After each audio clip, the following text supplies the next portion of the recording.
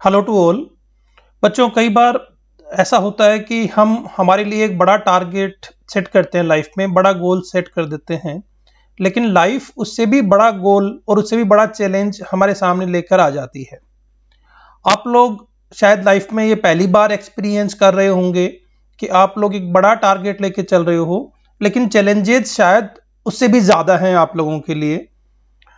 Because of this Covid problem, you can see कि last 3 years से लगभग ये प्रॉब्लम चल रही है। जेई 2020 के जो स्टूडेंट्स सोच रहे थे कि अप्रैल में वो एग्ज़ाम देंगे और मई में जेई एडवांस का एग्ज़ाम देंगे, अचानक से प्रॉब्लम आई और उनको वेट करना पड़ा अक्टूबर तक। यही हुआ जेई 2021 के स्टूडेंट्स के साथ भी। वो वेट करते रह गए कि ये प्रॉब्लम ख़त्म होगी और उनको भी अक्टूबर में ही जेई एडवांस का एग्ज़ाम देना पड़ा। सिमिलर सिचुएशन अभी 2020 वाले स्टूडेंट्स के साथ में भी है, क्योंकि अभी जेई मेन का एक भी पेपर नहीं हुआ है, तो दे आर आल्सो वेटिंग।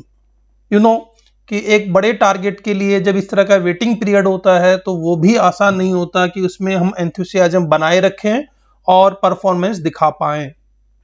पर आप लोगों को ये लग सकता है कि आप लोगों के लिए उस तरह का चैलेंज नहीं है, क्योंकि आपको 24 में जेई का एग्जाम देना है।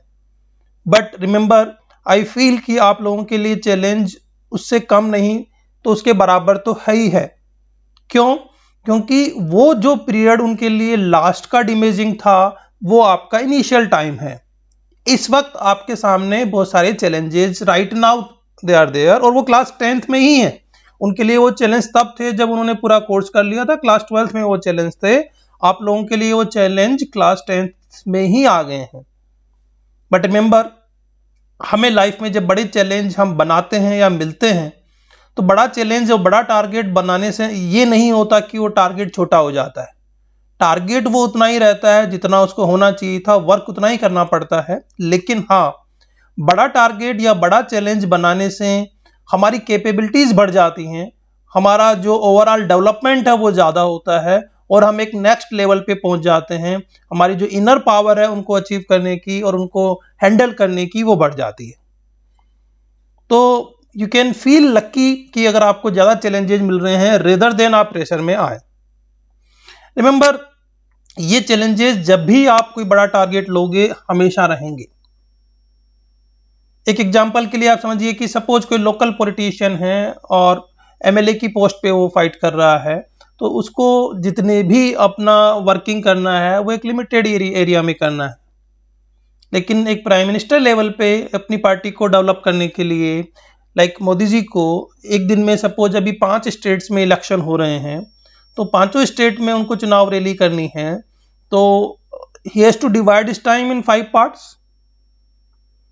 तो उनको करना क्या है? केवल अपनी प्लानिंग में, अपने लेक्चर में उनको, अपने भाषण में उनको बोलना क्या है उसके बारे में उनको प्लानिंग करनी है। Rest planning will be done by the other peoples. तो उन्हें केवल विजिट करनी है। एंड अगर वो इन सारी प्रोसेस में उलझ जाएं कि एक जगह से दूसरी जगह वो पहुंचेंगे कैसे, पब्लिक कितनी आएगी, पब्लिक का बिहेवियर कैसा होगा, टाइम पे पहुंचेंगे या नहीं पहुंचेंगे, अगर वो इन सब के चक्रों में पड़ जाएंगे तो जो उनका एग्जीक्यूशन पार्ट है वो सफर करेगा। तो it is not a problem कि उन्हें 5 जगह भाषण देना है। प्रॉब्लम यह है कि अगर वो कंसंट्रेट इस बात पे करें कि उन्हें 5 जगह भाषण देना है और उसके अलावा और जो सेंटर की एक्टिविटी है वो करनी है, केवल वो उस चीज में करें, तो दे आर पीपुल जो उनको हेल्प कर रहे हैं बाकी सारी एक्टिविटीज में। सिमिलरली आपको भी ऐसे ही सोचना है कि जब आप एक गाइडेड हैंड्स में हो, एंड आई फील कि आप सभी कैपेबल हो, तो आपको केवल अपने एग्जीक्यूशन और प्लानिंग पे ध्यान देना है। आप वो एक्टिविटीज कैसे हो रही, क्या कौन करेगा, किस तरह से हेल्प मिलेगी या हेल्प मिलेगी या नहीं मिलेगी, इन सब पे आपको नहीं सोचना है। तो मल्टीटास्किंग, अगर आपकी कैपेबिलिटीज इंक्रीज होती है, मल्टीटास्किंग में कंसंट्रेशन एट ए टाइम एक एक्टिविटी पर होना बहुत जरूरी होता है, और ये कैलकुलेशन करना बहुत जरूरी होता है कि किस एक्टिविटी में मुझे कितना टाइम डिवोट करना है। And while you are devoting time for one activity, you should not think about other activity at that time. तो सबसे पहले आपके सामने जो भी चैलेंजेस हैं, लाइक आपको अभी एनटीएससी का एग्जाम देना है, हो सकता है कि ये मार्च एंड में हो सकता है कि अप्रैल फर्स्ट वीक में हो। आपके कुछ लोगों के प्री बोर्ड्स एग्जाम चल रहे होंगे, कुछ लोगों को आपको पता है कि मई में बोर्ड के एग्जाम्स देने हैं और साइमल्टेनियसली आपको जेई की प्रिपरेशन भी करनी है। आई बिलीव कि मैं जिन लोगों को कैटर कर रहा हूं या जो लोग मेरी बात सुन रहे होंगे इस वक्त, वो सभी उस रेंज में होंगे जो बोर्ड में 80% मार्क्स आसानी से लाने के लिए कॉन्फिडेंट होंगे। और अगर कोई बोर्ड में 80% मार्क्स लाने में भी कॉन्फिडेंट नहीं है तो देन आई विल सजेस्ट कि उसे फिर केवल बोर्ड की ही तैयारी इस वक्त करनी चाहिए। तब उसे मल्टीटास्किंग एक्टिविटीज के बारे में नहीं सोचना चाहिए, वो फिर उसकी फ्यूचर की प्लानिंग होनी चाहिए। But if you are confident enough कि आपके 80-85%, 90% मार्क्स आ जाएंगे, तब आपको इस मल्टीटास्किंग एक्टिविटीज में जरूर इन्वॉल्व होना चाहिए। आपको सिर्फ करना क्या है, आपको कैलकुलेट करना है कि आपको बोर्ड की प्रिपरेशन के लिए कितनी तैयारी का टाइम चाहिए, कितने नंबर ऑफ आवर्स आपको डिवोट करने हैं बोर्ड की एग्जाम के लिए to cross the 90% marks in the board. Ideally your जो बोर्ड टाइमिंग है, जो कि आप कह सकते हो कि लास्ट वीक ऑफ अप्रैल से आप स्टार्ट करोगे और मई तक करोगे, दैट शुड बी सफिशिएंट। हाँ, partially you can devote daily, you can say 1 to 2 hour for the board preparation for different subjects. तो अगर आप चाहते हो कि आप सभी जगह एक्सीलेंस शो करो और सभी टारगेट्स को अचीव करो, तो डिवाइड योर टाइम, सी कि आपको प्री बोर्ड एग्जाम्स की जरूरत है या नहीं है। और अगर स्कूल्स में 2 प्री बोर्ड एग्जाम हो रहे हैं तो एक प्री बोर्ड एग्जाम से आपका जो रिहर्सल वर्क है, क्योंकि बोर्ड से पहले कुछ आपको सब्जेक्टिव पेपर देने की प्रैक्टिस करनी होगी, वो आपने कर रखी है या नहीं कर रखी है। तो आप कह सकते हो कि जो बोर्ड एग्जाम की प्रिपरेशन का टाइम है वो आपने मई में दिया और अभी आप 1 से 2 घंटा पढ़कर प्री बोर्ड एग्जाम्स दीजिए। रिमेनिंग टाइम को आप 2 पार्ट में डिवाइड कर सकते हो, एनटीएससी के लिए और जेई की क्लास 11th की प्रिपरेशन के लिए। तो आई बिलीव कि अगर आपको एनटीएससी भी क्वालिफाई करनी है और वहां पर भी आप चाहते हो कि आपको रैंक मिले एनटीएससी में भी, क्योंकि एनटीएससी एक बहुत क्रुशियल एग्जाम है एंड आई बिलीव कि सभी जो जेई की सीरियसली प्रिपरेशन कर रहे हैं, इवन जेई की नहीं भी कर रहे, वो किसी भी कॉम्पिटिटिव एग्जाम की प्रिपरेशन कर रहे हैं और लाइफ में अच्छा करना चाहते हैं, उनको सीरियसली एनटीएससी एग्जाम भी टारगेट करना चाहिए, भले ही वो क्वालिफाई हो या ना हो, क्योंकि नंबर ऑफ सीट्स काफी कम है और it is a matter of pride कि आपको ऑल इंडिया लेवल पे एक एक्सपोजर यहां पर मिल रहा है। तो आप अपनी एनटीएससी और जेई की क्लासेस को 2 पार्ट में डे में डिवाइड कर सकते हो। प्लान कि आप 10 आवर सेल्फ स्टडी डेली कर पाओ ऑन एवरेज। जिस दिन आपकी कोई क्लास है उस दिन आप कोशिश करो कि कम से कम जो है 7 से 8 घंटा पढ़ पाओ, और जिस दिन कोई क्लास नहीं है उसको आप कंपनसेट करो 11 to 12 आवर्स करके, सो दैट एवरेज आपकी 10 आवर की स्टडी हो। उस 10 आवर की स्टडी में आप 2 आवर्स बोर्ड के लिए रख लीजिए, रिमेनिंग 8 आवर्स आप एनटीएससी और जेई की प्रिपरेशन के लिए रखिए।